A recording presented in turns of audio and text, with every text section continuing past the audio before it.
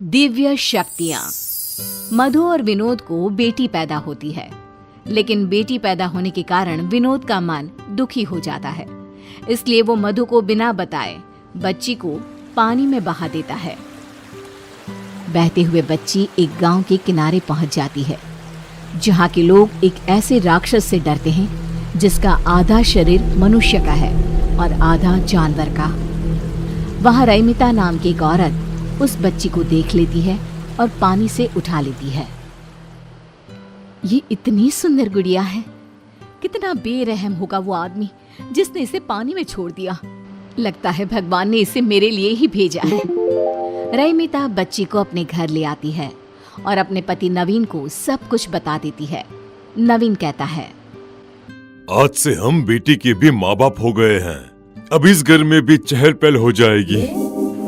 अब मेरी गुड़िया का नाम किंजल होगा। रैमिता और नवीन किंजल को अपनी बेटी बनाकर अपने साथ रख लेते हैं। जब रैमिता किंजल के कपड़े बदलती है तो उसकी पीठ पर एक त्रिशूल का निशान देखती है और तुरंत गांव की एक बूढ़ी औरत को बुलाती है और उसे निशान दिखाती है। ये कोई मामूली लड़की नहीं लग रही, इसके अंदर कोई ना कोई दिव्य शक्ति जरूर होगी जो तुम्हें इसके बड़े होने पर पता चलेगी। लगता है ये इस गांव को बचाने के लिए आई है। सालों पहले एक पंडित ने कहा था कि इस गांव को बचाने के लिए एक दिव्य शक्ति आएगी जो इस गांव को राक्षस के प्रकोप से बचा लेगी। ये क्या कह रही हैं आप? मेरी बेटी को इन सब में मत घसीटिए। तुम चिंता क्यों कर रही हो? इसे थोड़ा बड़ा होने दो, फिर तुम सब कुछ खुद ब खुद समझ जाओगी। मुझे समझ में आ गया है, भगवान ने हम दुखियारों के लिए मसीहा भेज दिया है। जो भी है, लेकिन आप ये बात किसी से नहीं कहेंगी। आपको सोहम की कसम है, नहीं तो ये गांव वाले मेरी बच्ची का जीना हराम कर देंगे। बूढ़ी औरत किसी से कुछ नहीं कहती, लेकिन उसकी खुशी साफ दिखाई देती है। हे ईश्वर, तुम्हें आखिर हम दुखियारों पर दया आ ही गई। दिन गुजरने लगते हैं, किंजल बड़ी होने लगती है।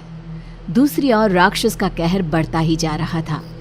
राक्षस रात के अंधेरे में लोगों को उठाकर ले जाता है और दिन को वो लोग मरे हुए पाए जाते हैं। एक दिन बुढ़िया रात को सोहम के पास जाकर कहती है, बेटा, इस गांव को हमें छोड़ देना चाहिए। वो राक्षस अगर तुम्हें ले जाएगा तो मेरा क्या होगा? मुझ बुढ़िया का तू एक ही तो सहारा है। दादी माँ, देख लेना, मुझे कुछ नहीं होगा। आपका पोता किसी राक्षस से कम नहीं है। पगले ऐसे नहीं बोलते। सोहम सो जाता है और बुढ़िया देखती है कि सोहम के शरीर में कुछ बदलाव आ रहे हैं।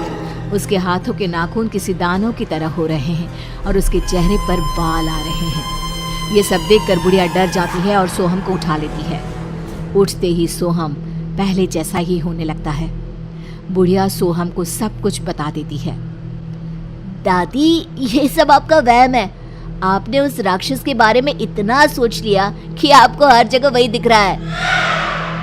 बुढ़िया को भी लगता है कि ये सब उसकी सोच और डर के कारण है। उधर नवीन एक गाड़ी से टकरा जाता है और उसके पैरों की हड्डियां टूट जाती है। रैमिता किसी तरह उसे अस्पताल में दाखिल करवाती है। उसके ऑपरेशन के लिए पैसों के जुगाड़ करने में लग जाती है, लेकिन जैसे ही किंजल नवीन के पैरों को हाथ लगाती है, नवीन ठीक हो जाता है। तब डॉक्टर कहते हैं, देखिए, अब इन्हें ऑपरेशन की कोई जरूरत नहीं है। आप इन्हें घर पे ले जा सकती हैं। सो स्ट्रेंज, बिना कुछ किए ही आपके हस्बैंड ठीक हो गए। रैमिता को बुढ़िया की बातें याद आने लगती है। किंजल कोई मामूली लड़की नहीं है, इसमें दिव्य शक्तियां हैं, लेकिन मैं अपनी बेटी को उस राक्षस के पास कभी नहीं जाने दूंगी। नवीन घर आ जाता है और अब किंजल जिस भी चीज को हाथ लगाती वो चीज खुद ब खुद ठीक हो जाती।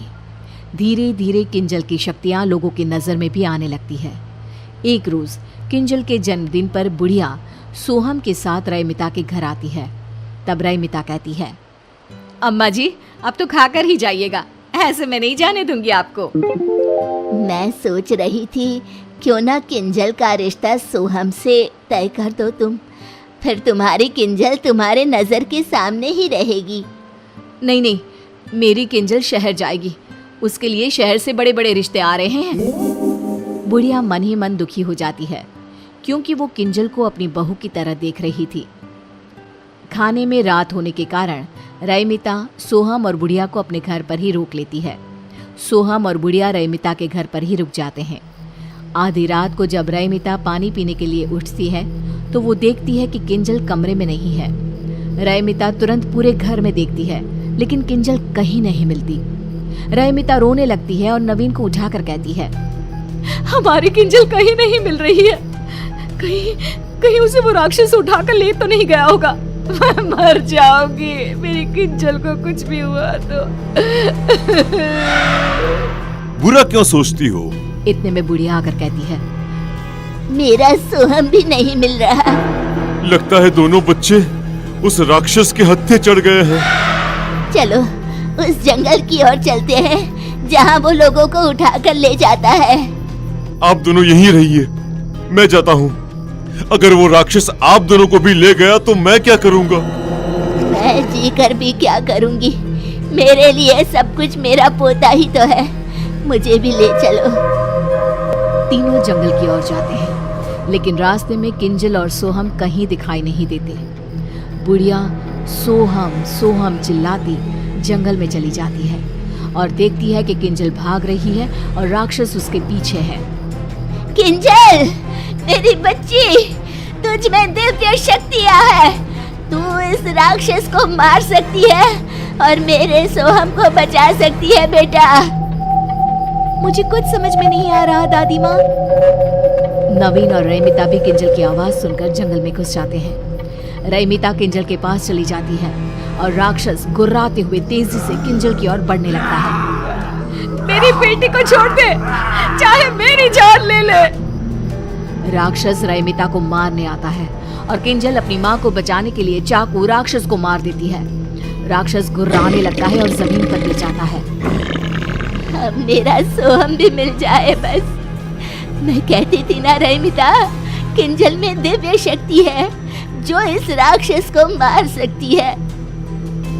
राक्षस का शैतानी रूप गायब हो जाता है और वो अपने असली रूप में, जो कि सोहम का है, उसमें आ जाता है। सोहम, इन सब के पीछे तुम थे? नहीं नहीं, ये सोहम नहीं है। सोहम को राक्षस ने अपने वश में कर लिया था। हर 21 साल में वो अपना शरीर बदलता है। इस बार वो सोहम को चुनने वाला था। किंजल, तुम ना होती तो मैं बुढ़िया अपना आखिरी सहारा भी खो देती। गांव राक्षस के कहर से मुक्त हो जाता है और किंजल की शादी सोहम से हो जाती है।